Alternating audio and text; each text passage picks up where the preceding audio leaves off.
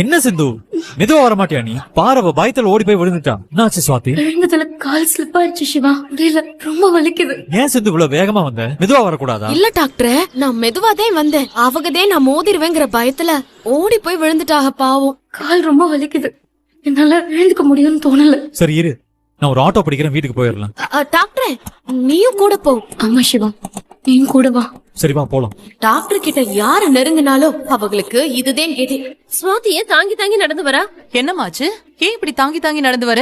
ஒன்னும் aunty, jogging போயிட்டு இருந்தப்போ கால் ஸ்லிப் ஆகி பள்ளத்துக்குள்ள விழுந்துட்டேன். ஐயோ, பார்த்து நடக்க கூடாதாமா? எவக்கி, அவளை கூட்டிட்டு போய் உட்காருவே. சரிங்க நீ. ஸ்வாதிய ஹாஸ்பிட்டலுக்கு வேணும்னா கூட்டிட்டு போப்பா. பெரியமா பயப்படுற மாதிரிலாம் எதுவும் இல்ல. 2 நாள் காலை ஸ்ட்ரெயின் பண்ணாம வச்சிருந்தாலே நார்மல் ஆயிடும். ஹாஸ்பிட்டல் போக வேண்டிய அவசியம் இல்ல. இன்னைக்கு சாயந்தரம் நீ மெடிக்கல் கேம்புக்கு வேற போறேன்னு சொன்னியே, ஸ்வாதி எப்படி கூட்டிட்டு போவ? ஐயோ பெரியமா, சுவாதி இப்படி இருக்கும்போது நடக்க கூடாது. அவ இங்கே நல்லா ரெஸ்ட் எடுக்கட்டும். நான் மட்டும் மெடிக்கல் கேம்ப் போயிட்டு வந்துடுறேன். ஆமா, எனக்கும் அதுதான் சரின்னு படுது. ஸ்வாதி மெடிக்கல் கேம்புக்கு அடுத்த தடவை வேணா போய்க்கலாம், இப்ப போக வேண்டாமா?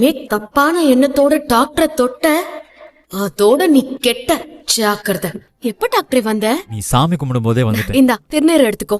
இரு நானே வச்சு விடுறேன். ஒரு குட் நியூஸ். என்ன டாக்டர்? சுவாதிக்கு கால் அடிபட்டதுனால அவ என் கூட மெடிக்கல் கேம்புக்கு வரல. அது தெரிஞ்ச விஷயம் தானே டாக்டர். கால் அடிபட்டு இருக்கும் போது அவளால எப்படி வர முடியும்? ஓ, ஆனா என் கூட மெடிக்கல் கேம்புக்கு நீ தான் வர போற. என்ன டாக்டர் சொல்ற? என்ன கூப்பிட்டு போறியா? அன்னைக்கு என்னெல்லாம் கூட்டிட்டு போக முடியாதுன்னு சொன்ன. இன்னைக்கு சொன்னேன், ஆனா இப்ப நான் முடிவு பண்ணிட்டேன். என் கூட நீ தான் மெடிக்கல் கேம்புக்கு வர போற.